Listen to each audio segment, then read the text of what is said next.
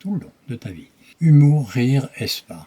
Moi j'ai appelé ça cette petite chronique-là, c'est que voilà, elles ont le rire, le sens de l'humour qui est très populaire en Ukraine. Alors il y a plein d'histoires drôles en Ukraine, contrairement à la Russie. Hein. La Russie est beaucoup plus sérieuse, beaucoup plus serrée, mais parce que ça vient aussi peut-être encore une fois de ces 30 ans qui ont, depuis 90, la notion de liberté de l'Ukraine, et puis le psychorigide par ce qui se passe en Russie en ce moment.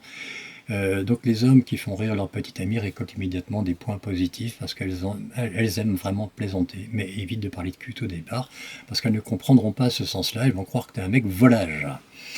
Alors il faut aussi lui faire des petits cadeaux, il faut lui faire des compliments, mais ça, quelle femme dans le monde n'a pas besoin de ça?